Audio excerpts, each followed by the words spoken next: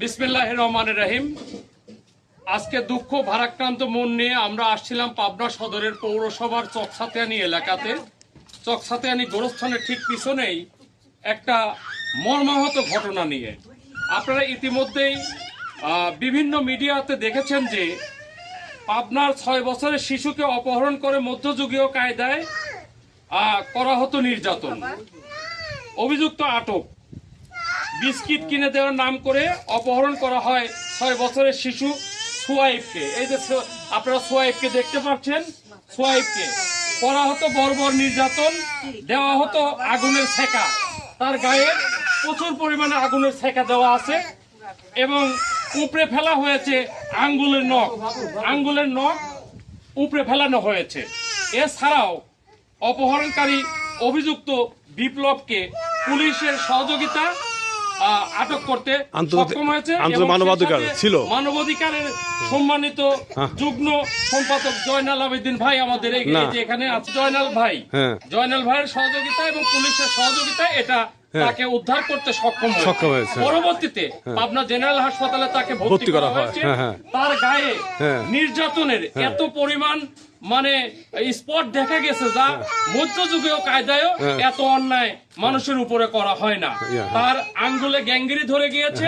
আমি ডাক্তার আনন্দ স্যারের সাথে কিছুক্ষণ আগে কথা বলেছি, তিনিরা বললেন একটা অপারেশন করে দিয়েছে, হাসপাতালে চিকিৎসাধীন থাকার কথা ছিল।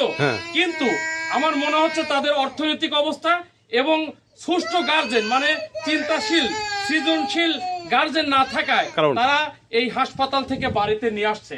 ছেলেটা এখনো মৃত্যুর সাথে পাঞ্জা লড়ছে, চিৎকার করছে, কাঁদছে এবং তার এই আহাজারি কষ্ট দেখে আমরা সহ্য করতে না পেরে তার বাড়ির উপরে আমরা খোঁজ করতে আসছিলাম।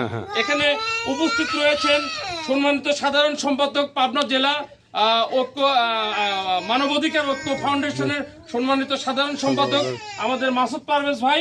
এখানে উপস্থিত রয়েছেন যুগ্ম সাধারণ সম্পাদক আমি নিজে মোহাম্মদ জাহাঙ্গীর হোসেন, সহ যুগ্ম সম্পাদক জয়নাল আবেদিন পাবনা মানবাধিকার ঐক্য পরিষদ ফাউন্ডেশন এবং আশোক ফাউন্ডেশনের দোগাছি সাধারণ সম্পাদক জনাব বিলাল হোসেন, সভাপতি মানবাধিকার নুরুল আলম ভাই। এখানে আমাদের সমাজ প্রধান ভুট্টু ভাই অর্থাৎ আপনার কুদরত আলী পরামানিক এখানে উপস্থিত রয়েছেন। সকলের উপস্থিতিতে আমরা তাকে কিছু আর্থিক সহযোগিতা আমাদের বিদ্যালয়ের প্রাক্তন একজন ছাত্র ইঞ্জিনিয়ার সাহেবের অর্থ কিছু সহযোগিতা করে ভাইয়ের হাত দিয়ে মায়ের হাতে দেন। এনেও কিন্তু বধির মতো প্রতিবন্ধীর মতো। তো আপনারা এই টাকাটা চিকিৎসা দেন, আরো যাতে টাকা অন্য কেউ দেয়, এই অর্থটা যাতে তারা পায়, এজন্য যারা সাহায্যকারী অর্থ সহায়তা করেন, যারা দানবীর, তারা তাদের একটা মোবাইল নাম্বার আমি দিয়ে দিচ্ছি, সেই নাম্বারে এই অর্থগুলো সহযোগিতা করলে তারা এই বাচ্চাটাকে চিকিৎসা করতে পারবে।